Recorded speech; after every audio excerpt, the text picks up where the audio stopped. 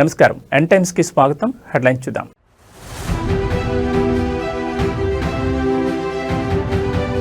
ఊరిబాట పట్టిన నగరం సికింద్రాబాద్ నాంపల్లి ఎంజీబీఎస్ స్టేషన్లు జనసందోహం, హైవేలపై భారీగా నిలిచిపోయిన వాహనాలు.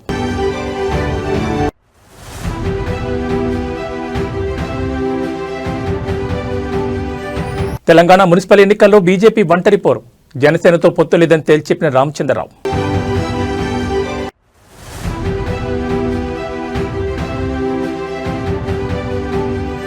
తిరుమలలో తగ్గిన రద్దీ, స్వామివారి సర్వదర్శనానికి 8 గంటల సమయం.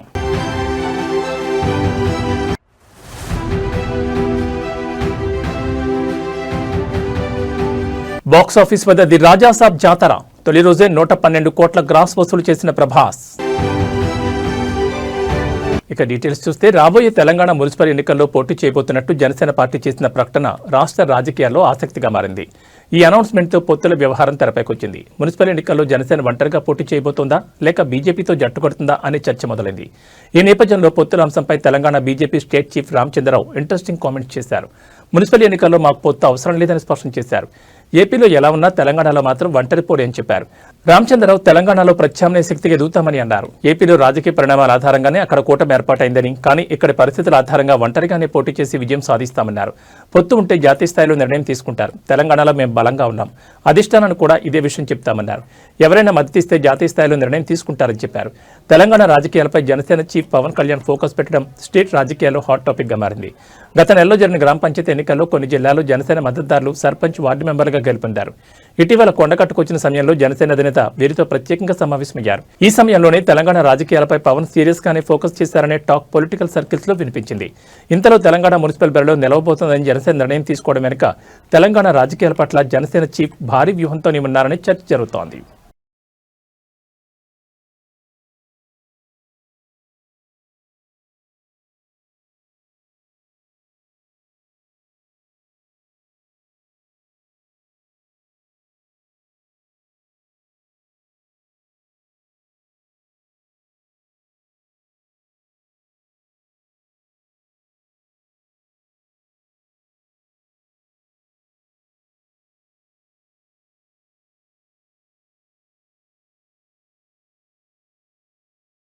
ఛత్తీస్గఢ్లో ఇటీవల జరిగిన బస్తర్ ఎన్కౌంటర్ ఘటనపై మావోయిస్టులు సంచలన ప్రకటన విడుదల చేశారు. దక్షిణ బస్తర్ ప్రాంతంలో జనవరి 3న జరిగిన ఎన్కౌంటర్ ఘటనలో తమకు చెందిన 14 మంది సభ్యులు మృతి చెందినట్లు భారత కమ్యూనిస్ట్ పార్టీ దక్షిణ బస్తర్ డివిజన్ కమిటీ ఒక పత్రికా ప్రకటనలో ఆరోపించింది. మావోయిస్టుల ప్రకటన ప్రకారం దక్షిణ బస్తర్ డివిజన్ కమిటీ సభ్యుడు కోంటా ఏరియా ఏసీ ఇన్ఛార్జ్ వెట్టి మంగడు, డివిజన్ కమిటీ సభ్యురాలు పోడియం జోగా, కోంటా ఏరియా ఏసీ కార్యదర్శి కామ్రేడ్ మాడ్వి హితేష్, కొందరు ఏరియా కమిటీ సభ్యులు పార్టీ సభ్యులపై 2026 జనవరి 3న ఉదయం సుమారు 9 గంటల ప్రాంతంలో బుర్కలంక, పామలూరు, కట్టాపాట్ గ్రామాల అటవీ ప్రాంతంలో భద్రతా బలగాలు దాడి చేశాయి. తమ ఉనికిపై పక్కా సమాచారం అందుకున్న సీఆర్పీఎఫ్, కోబ్రా, డీఆర్జీ ఇతర భద్రతా బలగాలు ఈ దాడికి పాల్పడ్డాయి. ఈ దాడిలో 12 మంది సహచరులు అమరులయ్యారని తెలిపారు. అదే రోజు అర్ధరాత్రి సుమారు 2 గంటల ప్రాంతంలో బాసాగూడ పోలీస్ స్టేషన్ పరిధిలోని గంగన్పాట్ గ్రామంలో సమాచారం ఆధారంగా పామేడ్ ఏరియా కమిటీ సభ్యుడు మట్కం హంగాదాదా, ఆయనతో పాటు ఉన్న ఆయతేను పోలీసులు పట్టుకున్నారని, వారిని అత్యంత క్రూరంగా హింసించి బోట్కప్ ఎన్కౌంటర్ చేసి చంపేశారని ఆరోపించారు. ఈ ఘటనపై జిల్లా పోలీసు అధికారులు మాత్రం అధికారికంగా 2 నక్సలైట్లు మాత్రమే మృతి చెందినట్లు ప్రకటించినట్లు మావోయిస్ట్ ప్రకటనలో పేర్కొన్నారు. కానీ దక్షిణ బస్తర్ డివిజన్ కమిటీ ఈ ఘటనను బోట్కప్ ఎన్కౌంటర్ అని ఖండిస్తోంది.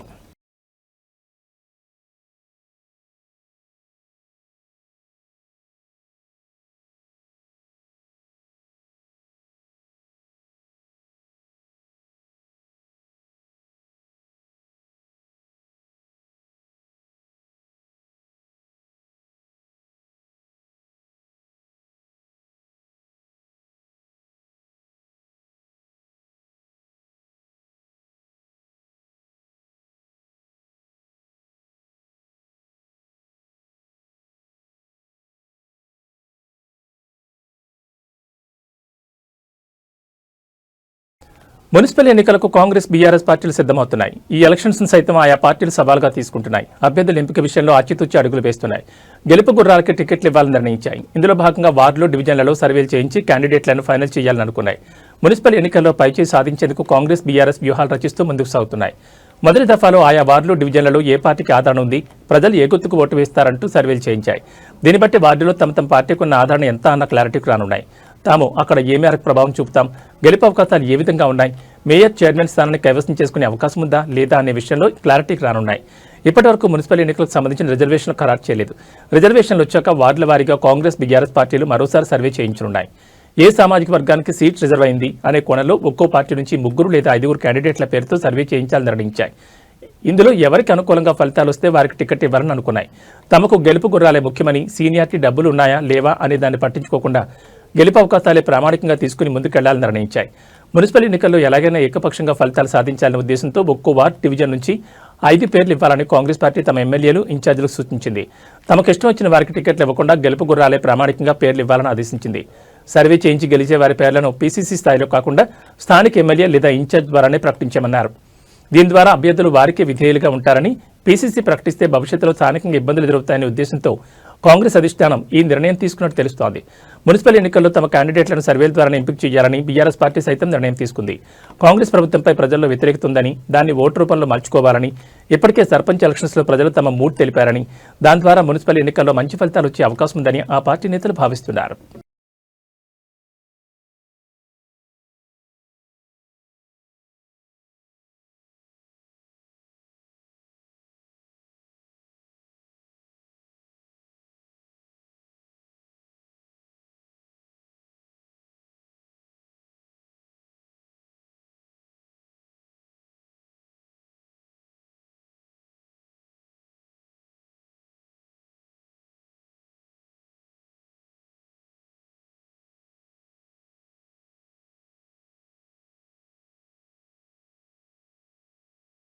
సంక్రాంతి పండుగ సందర్భంగా హైదరాబాద్ నుంచి ఏపీ, తెలంగాణకు పెద్ద ఎత్తున ప్రజలు క్యూ కడుతున్నారు. ఏపీలో సంక్రాంతి అంటేనే అతిపెద్ద పండుగ. పండగకు హైదరాబాద్ ఖాళీ అవుతుందనే విధంగా జనం ఊరిబాటు పడతారు. నగరంలోని ప్రధాన రైల్వే స్టేషన్లైన సికింద్రాబాద్, హైదరాబాద్, కాచిగూడ, చర్లపల్లి కిటకిటలాడుతున్నాయి.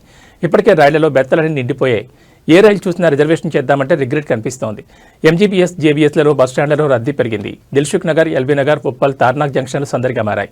పండుగ రద్దీ దృష్ట్యా టీజీఎస్ఆర్టీసీ 6,432 స్పెషల్ బస్సులు నడిపిస్తోంది. ఆంధ్రప్రదేశ్కు 1000 బస్సులను, మిగతా వాటిని తెలంగాణ రాష్ట్రంలోని పలు జిల్లాలకు నడిపిస్తోంది.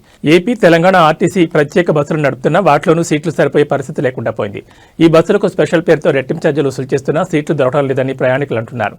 ప్రైవేట్ ట్రావెల్స్ సైతం ఛార్జీలు భారీగా పెంచేసి సీట్లు బ్లాక్ చేసి దందా చేస్తున్నా అవి నిమిషాల్లో అయిపోతున్నాయి. కార్లున్న వాళ్ళంతా హైవే ఎక్కి ఊరిబాటు పడుతున్నారు. మరికొందరైతే బైక్స్ పైన విజయవాడ, కాకినాడ, రాజమండ్రి వంటి వాళ్లకు వెళ్తున్నారు. రైళ్లలో సీట్లు దొరక్క సొంత వాహనాలు రోడ్లపైకి రావడంతో హైదరాబాద్, విజయవాడ జాతీయ రహదారిపై భారీగా ట్రాఫిక్ ఏర్పడింది. చౌటుప్పల్, పతంగి టోల్ ప్లాజాల వద్ద వాహనాలు కిలోమీటర్ల మేర బారులు తీరాయి. ట్రాఫిక్ నియంత్రించేందుకు పోలీసులు డ్రోన్ కెమెరాలతో నిఘా పెట్టి పరిస్థితిని పర్యవేక్షిస్తున్నారు. ఎక్కడైనా అవాంతరాలు తలెత్తే వెంటనే చర్యలు తీసుకుంటున్నారు. తెలంగాణ ప్రభుత్వం సంక్రాంతి పండుగ సందర్భంగా హైదరాబాద్, విజయవాడ జాతీయ రహదారిపై టోల్ మినహాయింపు ఇవ్వాలని కేంద్ర ప్రభుత్వాన్ని కోరుతూ లేఖ రాసింది. పండుగ రోజుల్లో విపరీతంగా రద్దీ ఉంటుంది కనుక జనవరి 9 నుంచి 18 వరకు టోల్ ఫ్రీగా ప్రకటించాలని మంత్రి కోమటిరెడ్డి వెంకటరెడ్డి కేంద్ర మంత్రి నితిన్ గడ్కరీని కోరారు. తెలంగాణ విజ్ఞప్తిని కేంద్ర మంత్రి గడ్కరీ అంగీకరించలేదు. జాతీయ రహదారులపై ఉచిత టోల్కు అనుమతి ఇవ్వలేమని చెప్పారు.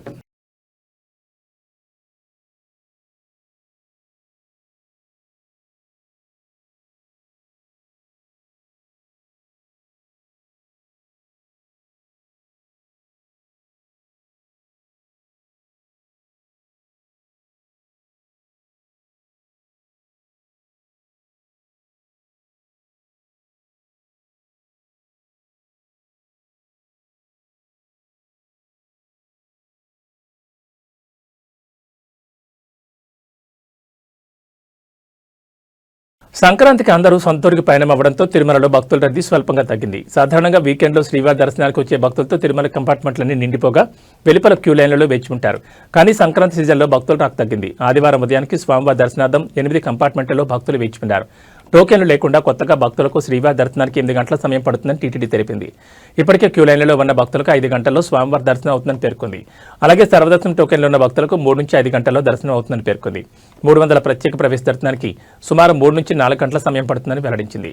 నిన్న వెంకటేశ్వర స్వామివారిని 76,820 మంది భక్తులు దర్శించుకోగా 24,368 మంది భక్తులు స్వామివారికి తల్లెలాలు మొక్కులు చెల్లించుకున్నారు.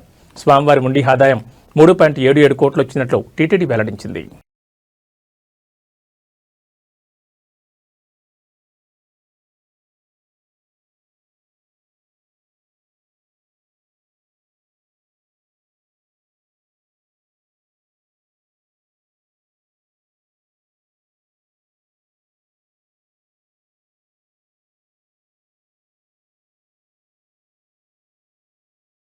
సంక్రాంతి పండుగ రద్దీని దృష్టిలో ఉంచుకుని ఏపీఎస్ఆర్టీసీ ప్రయాణికులకు తీపి కబర్ అందించింది. సొంతూళ్లకు వెళ్లే వారి సౌకర్యార్థం ఈ ఏడాది సుమారు 9,240 ప్రత్యేక బస్సులు నడుపుతున్నట్లు ఆర్టీసీ ఎగ్జిక్యూటివ్ డైరెక్టర్ అప్పలరాజు వెల్లడించారు. ఈ ప్రత్యేక సర్వీసులు జనవరి 9వ తేదీ నుంచి 19వ తేదీ వరకు మొత్తం 10 రోజుల పాటు అందుబాటులో ఉంటాయని ఆయన పేర్కొన్నారు. ముఖ్యంగా పొరుగు రాష్ట్రాలైన తెలంగాణ, కర్ణాటక, తమిళనాడు నుంచి ఆంధ్రప్రదేశ్లోని వివిధ ప్రాంతాలు ప్రయాణించే వారి కోసం భారీ ఏర్పాట్లు చేశామని పేర్కొన్నారు. హైదరాబాద్, బెంగళూరు, చెన్నై వంటి మహానగరాల నుంచి ఈ బస్సులు నిరంతరం నడుస్తాయని స్పష్టం చేశారు. రాష్ట్ర వ్యాప్తంగా విజయవాడ, విశాఖపట్నం, తిరుపతి వంటి ప్రధాన పట్టణాల నుంచి కూడా ఇతర ప్రాంతాలకు ఈ ప్రత్యేక సర్వీసుల అనుసంధానం చేస్తున్నట్లు ఆయన వివరించారు. పండగ వేళ ప్రయాణికులకు ఎలాంటి ఇబ్బందులు కలగకుండా ముందస్తు ప్రణాళికతో వ్యవహరిస్తున్నట్లు అప్పలరాజు తెలిపారు. ఈ 9,200కు పైగా బస్సుల నిర్వహణ ద్వారా లక్షలాది మంది ప్రయాణికులు సురక్షితంగా తమ గమ్యస్థానాలకు చేరుకుంటారని ఆర్టీసీ యంత్రాంగం ధీమా వ్యక్తం చేస్తోంది.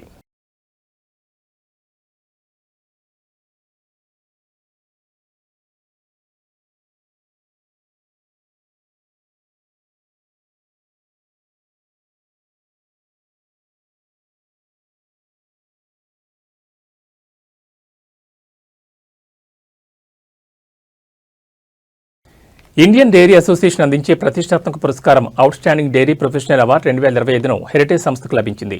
ఈ సందర్భంగా హెరిటేజ్ సీఎండీ, ఏపీ సీఎం సతీమణి నారా భువనేశ్వర్కి ఇండియన్ డైరీ అసోసియేషన్ ప్రతినిధులు ఈ అవార్డు అందజేశారు. పాడి రైతుల సాధికారత, డైరీ ఎకోసిస్టమ్ అభివృద్ధికి చేసిన కృషికి గాను ఈ అవార్డును ప్రదానం చేశారు. రైతుల సహకారం, హెరిటేజ్ బృందం కృషితోనే అవార్డు వచ్చిందని ఈ సందర్భంగా భువనేశ్వర్ వెల్లడించారు. సీఎం చంద్రబాబు, మంత్రి లోకేష్ హర్షం వ్యక్తం చేశారు. నారా భువనేశ్వర్ ఈ అవార్డు అందుకోవడంపై పలు ప్రముఖులు ఆమెకు శుభాకాంక్షలు తెలిపారు. ఈ సందర్భంగా ముఖ్యమంత్రి చంద్రబాబు నాయుడు, ఏపీ మంత్రి నారా లోకేష్ తదితరులు విషెస్ చెప్పారు. కంగ్రాట్స్ అమ్మా అంటూ నారా లోకేష్ ట్వీట్ చేశారు. అలాగే ఏపీ సీఎం ట్వీట్ చేస్తూ పాడి రైతుల సంక్షేమం, మహిళా సాధికారత కోసం ఆమె చేస్తున్న కృషి ఎంతో స్ఫూర్తిదాయకమని కొనియాడారు. ఈ ప్రతిష్టాత్మక గుర్తింపు రావడం పట్ల గర్వంగా ఉందని, ఈ గౌరవం వెనుక ఆంధ్రప్రదేశ్లోని వేలాది మంది పాడి రైతుల కష్టం దాగి ఉందని ట్వీట్లో సీఎం పేర్కొన్నారు.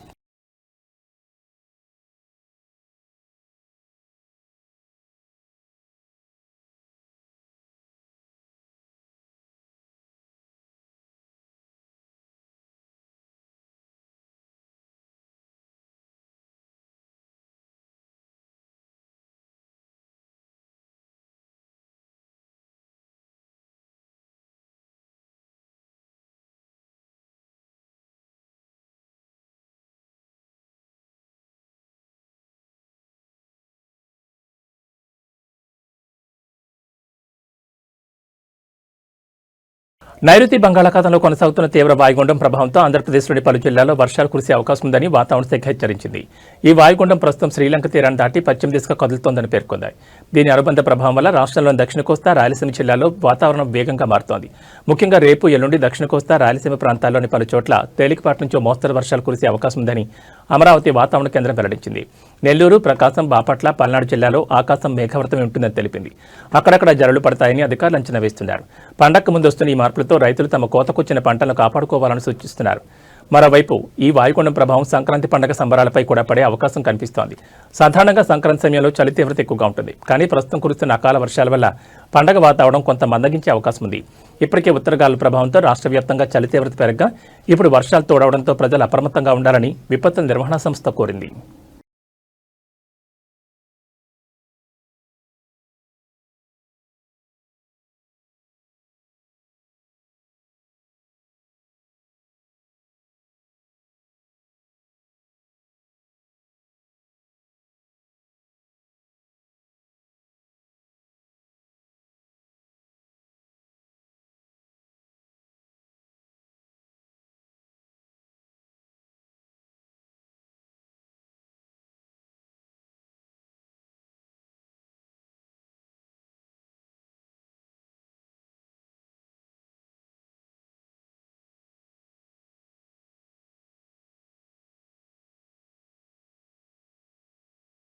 పాన్ ఇండియా స్టార్ ప్రభాస్ మరోసారి తన సత్తా ఏంటో చాటి చెప్పాడు. మారుతి దర్శకత్వంలో తెరకెక్కిన రొమాంటిక్ హర్రర్ కామెడీ ది రాజాసాబ్కు నెగిటివ్ రివ్యూలు వచ్చినప్పటికీ తొలి రోజు బాక్సాఫీస్ను షేక్ చేసింది. తొలి రోజే ప్రపంచవ్యాప్తంగా 112 కోట్ల గ్రాస్ను కొల్లగొట్టింది. ఈ విషయాన్ని చిత్ర యూనిట్ అధికారికంగా ప్రకటించింది. హర్రర్ ఫ్యాంటసీ సినిమాల్లో ఇదే అతిపెద్ద తొలి రోజు గ్రాస్ అని తెలిపింది. ట్రేడ్ వర్గాల అంచనా ప్రకారం భారత్లో తొలి రోజు 65 కోట్లకు పైగా గ్రాస్ వసూలైంది. ఇందులో ప్రధాన వాటా తెలుగు రాష్ట్రాలదే. ఆంధ్రప్రదేశ్, తెలంగాణలో కలిపి కనీసం 50 కోట్లకు పైగా గ్రాస్ వసూలైంది. ప్రీమియర్ షోల ద్వారానే 8 కోట్లకు పైగా ఆదాయం రావడం విశేషం. విదేశాల్లోనూ ది రాజాసాబ్ మంచి ప్రదర్శన కనబరిచింది. ఓవర్సీస్ మార్కెట్లో 30 కోట్లకు పైగా గ్రాస్ వసూలు చేసే అవకాశం ఉందని ట్రేడ్ విశ్లేషకులు చెబుతున్నారు. ముందస్తు బుకింగ్స్ ద్వారానే ప్రపంచవ్యాప్తంగా 50 కోట్ల పైగా క్రాస్ రావడం గమనార్హం. భారత్లో టికెట్ బుకింగ్స్ మరింత ముందుగానే ప్రారంభించుంటే ఈ సంఖ్య ఇంకా పెరిగేదని ట్రేడ్ వర్గాలు అభిప్రాయపడుతున్నాయి. కల్కి 2898 AD సలార్ స్థాయిలో అడ్వాన్స్ సేల్స్ కాకపోయినా బలమైన ఓపెనింగ్ సాధించింది.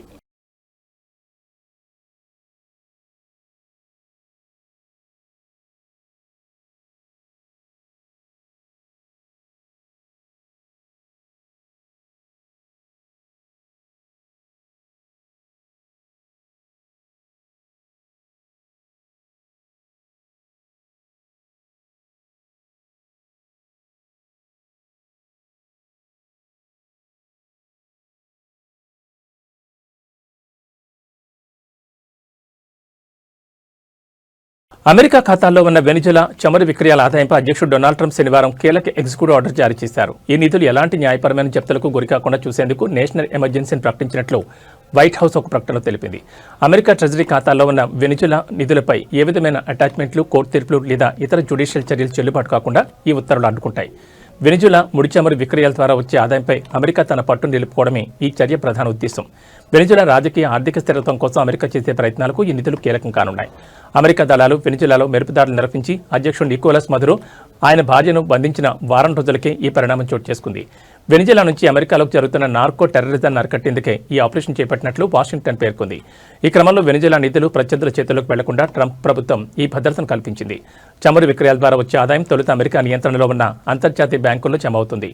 అమెరికా ప్రభుత్వం విచక్షణ మేరకు ఈ నిధులను వెనిజులా అమెరికా ప్రజల సంక్షేమం కోసం వినియోగిస్తామని White House press secretary Karoline Leavitt వెల్లడించారు.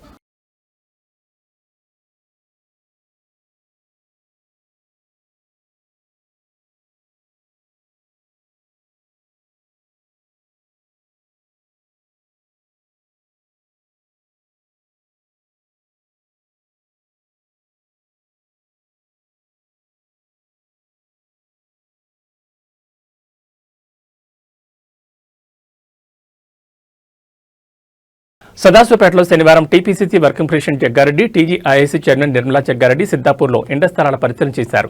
ఈ సందర్భంగా జగ్గారెడ్డి మాట్లాడుతూ 2013లో ఉమ్మడి రాష్ట్రంలో కిరణ్ కుమార్ రెడ్డి హయాంలో సదాశివపేట పట్టణంలో ఇళ్ల స్థలాలు లేకుండా కిరాయి ఇళ్లలో ఉన్న పేదలకు 182 ఎకరాల్లో ఇళ్ల స్థలాలు ఇచ్చామన్నారు.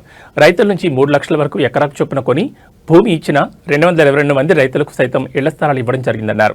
సదాశివపేట పట్టణ వాసులతో పాటు సదాశివపేట మండలంలోని పేదలకు ఇళ్ల స్థలాలు ఒక్కొక్కరికి 80 గజాల చొప్పున 5300 మందికి పట్టాలిచ్చామని 2014లో కేసీఆర్ ముఖ్యమంత్రి అయ్యారు. సంగారెడ్డిలో టీఆర్ఎస్ను గెలిపించారు. రాష్ట్రంలో అధికారంలో లేదు, నేను ఎమ్మెల్యేగా లేను, పవర్ లేదు, నేను ఇచ్చిన సమయంలోనే కబ్జాలోకి రండి అని చెప్పిన ఎవరూ రాలేదు. టీఆర్ఎస్ హయాంలో ఈ ఫ్లాట్ల వద్దకు పట్టాదారులు వస్తే పోలీసులతో బెదిరించి వెళ్ళగొట్టారు.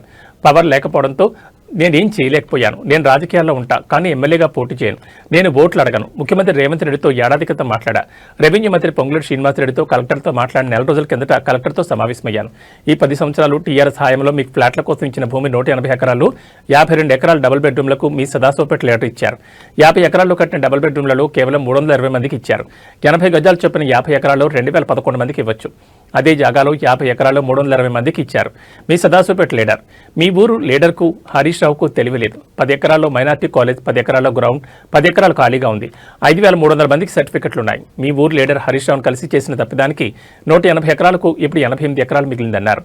ఉన్న 88 ఎకరాల్లో స్కూలుకు, దవాఖానాకు, 3 మతాల ఆలయాలకు జాగా పోను 36 ఎకరాలు మిగిలింది. 36 ఎకరాల్లో 2011 మందికి 80 గజాలు చొప్పున వస్తుంది. 2011 మందికి ఇక్కడ భర్తీ చేస్తే అవకాశం ఉంది. కేవలం సదాశివపేట పట్టణానికి చెందిన వారికి మాత్రమే ఇస్తామన్నారు. ఇంకా మిగిలిన వారికి ఇళ్ల స్థలాలు కావాలంటే 100 ఎకరాలు కావాలి.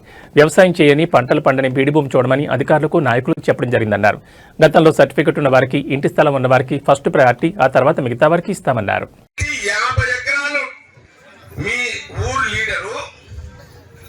మీ కేసీఆర్ గవర్నమెంట్ లో హరీష్ రావు మినిస్టరు, ఇలాంటి హరీష్ రావు మినిస్టరు పోలీసులని వండబెట్టి కూసనబెట్టి, పోలీసులని ఇక్కడ వండబెట్టి, ఇక్కడ కూసనబెట్టి, వాళ్ళకు లాఠీలు ఇచ్చి, వాళ్ళకు తుపాకీలు ఇచ్చి 50 ఎకరాల భూమి, 50 ఎకరాల భూమిలో రోడ్లు గీళ్లు పోతే 80 గజాల చొప్పున 2100 మందికి మీకు ఇళ్ళ జాగ వస్తుంది. నేను తీసుకొచ్చిన, నేను సంపాదించి పెట్టిన మీకోసం ఈ భూమిలో డబుల్ బెడ్రూమ్ కట్టిండు. కట్టి ఎంతమందికి ఇచ్చిండు తెలుసా? డబుల్ బెడ్రూమ్ ఎంతమందికి? 320 20 మంది. ఈ 50 ఎకరాలలో 2001 మంది ఇళ్ల జాగాలు ఎక్కడ? ఈ 50 ఎకరాల నేను సంపాదించిన భూమిలో డబల్ బెడ్రూమ్ కట్టి 320 మంది ఎక్కడ? ఏమన్నా తెలివి ఉందా వీళ్ళకేమన్నా? ఉందా తెలివి? ఉన్నదా? గట్టిగా ఎప్పుడు ఉన్నదా లేదా? ఎవరికి తెలియలేదు? తెలుసా? 50 ఎకరాలు ఇదేనండి. మీరు ఇదేనండి ఎట్లుందో చూడండి. ఏది మీకు ఇండ్ల జాగల కోసం ఇచ్చిన, మీకు ఇండ్ల జాగల కోసం పట్టా సర్టిఫికేట్లు ఇచ్చిన 185 ఎకరాల భూమిలో అందులోకెంచి ఒక 50 ఎకరాలు తుక్కుడ చేసి ఆ 50 ఎకరాలలో డబల్ బెడ్రూమ్లు కట్టిరంట. అప్పుడు మీ ఊరు లీడరు టిఆర్ఎస్ గవర్నమెంట్. ఎంతమంది అలా? 320 మంది. నేను ఒకటి అడుగుతున్నాయి మరో, ఈ 50 ఎకరాలలో 50 ఎకరాల భూమి ఎన్ని ఎకరాలు ఉంటది? 35 ఎకరాలు. 35 ఎకరాలలో 80 గజాల చొప్పున నువ్వు ప్లాట్లు ఇస్తే, 80 గజాల చొప్పున ప్లాట్ ఇస్తే ఎంతమందికి ఇవ్వచ్చు? 2011. ఇదినండి నేను మీకోసం ఈడ పెట్టిన సర్టిఫికెట్లు లేకుండే అందరు అట్లా పట్టుకోండి సర్టిఫికెట్లు. రౌండ్ దీపా రాజు లేవు. ఇగో ఇక్కడి నుంచి స్టార్ట్ చేయి. శేఖర్ ఇక్కడి నుంచి స్టార్ట్ చేయి. రౌండ్గా తిప్పండి, రౌండ్గా తిప్పండి. ఇగో ఇటు సైడ్ ఇక్కడ అటు అటు అటు అటు అటు ఈ కొన ఇక్కడ, ఈ కొన దగ్గర ఇక్కడ ముంగట ఇగో ఈడ బాబు ఇట్లా దింపమ్మా. చేసే బట్టలు పట్టుకోండి, చేలు గుంజినా సరే అట్లా మళ్ళా దింపు. అట్లా రౌండ్ గా దింపు. అట్లా లెఫ్ట్ అట్లా దింపుకుంటారా? అట్లనే రా ఇక్కడ దగ్గర, ఈ కొన దగ్గర. మీరు అడ్డం జరగండి, కెమెరామెన్ అడ్డం జరగండి. నేను కలెక్టర్ గారితో అందరితో మాట్లాడుతున్నా. మీ సర్టిఫికెట్లు ఉన్నాయి కదా చూపెట్టి. ఇది సర్టిఫికెట్లు ముఖ్యమంత్రి రేవంత్ రెడ్డి గారు చూస్తారు, పొంగులేటి శ్రీనివాసరెడ్డి గారు ఆయన చూస్తాడు, మన జిల్లా మినిస్టర్ దామోదర్ రాజనరసింహ గారు చూస్తారు, మన జిల్లా ఇన్ఛార్జ్ మినిస్టర్ వివేక్ గారు కూడా చూస్తారు. ఈ వీడియోస్ అన్ని పోతాయి.